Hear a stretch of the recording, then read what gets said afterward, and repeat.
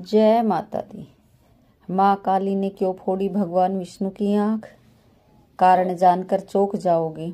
सुनिए इस अद्भुत कहानी को जो हमारे धर्म की गहराइयों में छुपी हुई है। एक कहानी जो दिखाती है कि कैसे प्रेम कभी क्रोध का रूप ले लेता है, कैसे न्याय के लिए कभी कठोर निर्णय लेने पड़ते हैं। आज मैं आपको बताऊंगी वह गाथा जिसे सुनकर आपका मन विचलित हो जाएगा। यह कहानी है माँ काली और भगवान विष्णु की, एक ऐसी कहानी जहाँ देवी शक्ति ने स्वयं नारायण की आंख फोड़ दी थी।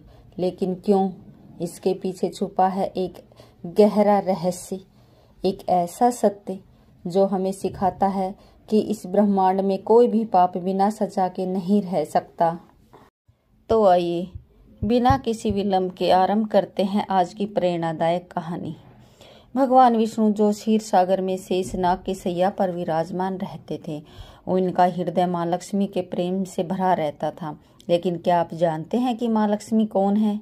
वह स्वयं आदि शक्ति का ही अंश है, माँ काली का ही एक सौम्य रूप है। जब सागर मंथन हुआ था तो उसमें से निकली थी माँ लक्ष्मी। अपने अनुपम सौंदर्य और दिव्यता के साथ उस दिन स्वयंवर का आयोजन हुआ था। सभी देवता और दानव उपस्थित थे। सभी चाहते थे कि माँ लक्ष्मी उन्हें अपना वर चुने, लेकिन माँ लक्ष्मी का मन तो पहले से ही भगवान विष्णु में बसा हुआ था। उन्होंने सभी को छोड़कर भगवान विष्णु के गले में वरमाला डाली। उस दिन पूरा ब्रह्मांड खुशी से झूम उठा था। देवताओं ने जय जयकार की थी, लक्ष्मी नारायण की जय के नारे गूंजे थे। इस प्रकार भगवान विष्णु और माँ लक्ष्मी का मिलन हुआ था। यह केवल एक विवाह नहीं था, यह था शक्ति और शिव का मेल। यह था प्रेम और करुणा का संगम।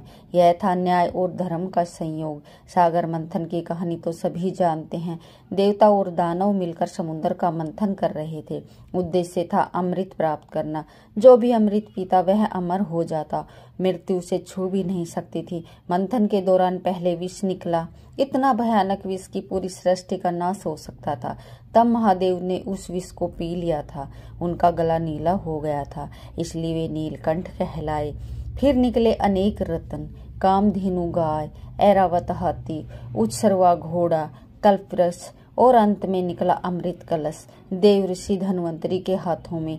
लेकिन जैसे ही अमृत दिखाई दिया, दानवों ने छल किया, उन्होंने अमृत कलश छीन लिया। अब देवताओं की क्या दशा होती? वे तो मर जाते, सृष्टि में अधर्म का राज हो जाता। तब देवताओं ने भगवान विष्णु से प्रार्थना की, हे प्रभु, आप ही हमारी रक्षा कर सकते हैं, आप ही हमें अमृत दिला सकते हैं। भगवान विष्णु ने देवताओं की पुकार सुनी। उन्होंने एक अनूठा निर्णय लिया। वे स्वयं एक अति सुंदर नारी का रूप धारण